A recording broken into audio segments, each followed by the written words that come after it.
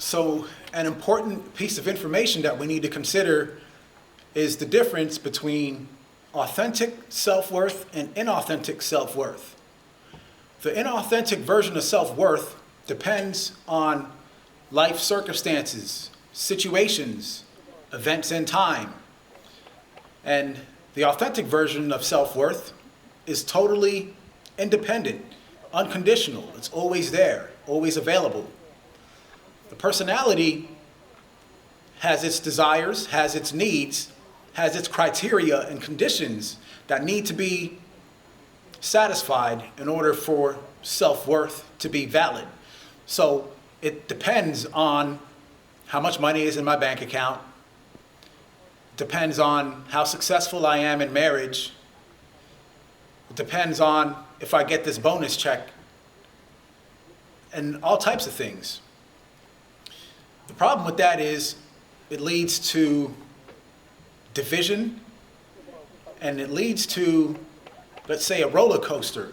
Life is a roller coaster, and it's always depending on, my state of wellness depends on how things are going in my life.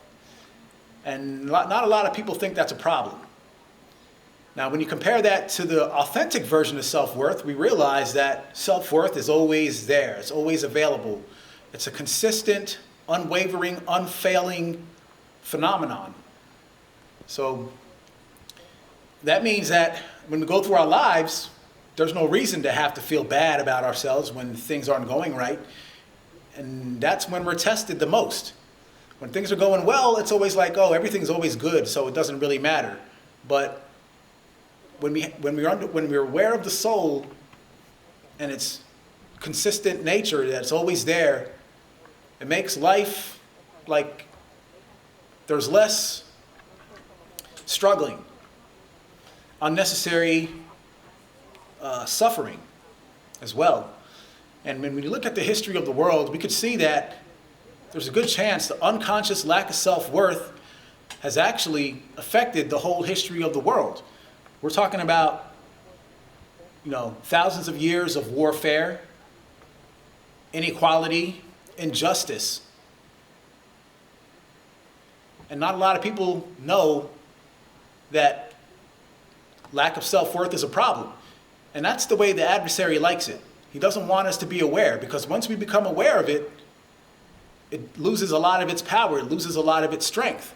We start to understand why humanity has had such turmoil throughout its history. A lot of it is unnecessary. So we've got people trying to compensate for this lack of self-worth by conquering foreign lands, controlling resources, dominating other civilizations, trying to convert other heathen religions into their own religion, spreading democracy. And these are the effects of lack of self-worth.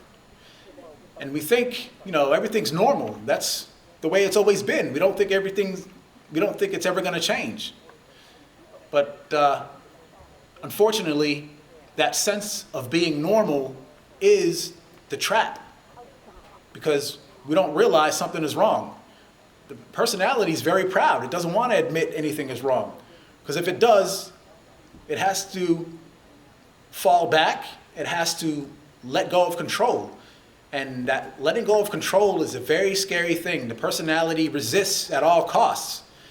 It does not want to let go of control for anything. It will go to war.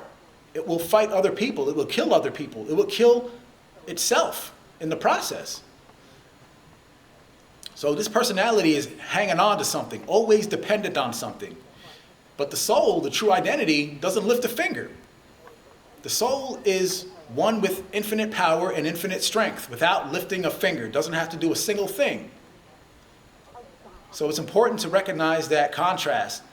Without being aware that the soul is there, which is our true identity, then we just go around, identifying with who we think we are, this personality. That's what the personality is, who we think we are. For instance, I'm a musician. For instance, I'm a black man. I'm a grade A student. I'm an employee of the month. It's got identity after identity. And all these layers start to build up on top of each other. When we're very young, when we're children, it's not a problem. You know, we don't have the problem of lack of self-worth or the need or the desire to attach to an alternate identity because we're very close to the soul. We know the truth of who and what we are. We're joyous, we're happy, we're naturally close to the soul. And it feels like it's very comfortable. Now, when you look at the story of the Garden of Eden, that's our Garden of Eden right there. As we get older, let's say around 12 or 13 years old, we start to form this alternate identity. And we think this alternate identity is going to bring us love, satisfaction, approval from our peer groups. It's a survival mechanism because it feels like without that personality, we're not going to survive. We need it in order to survive in our practical everyday lives.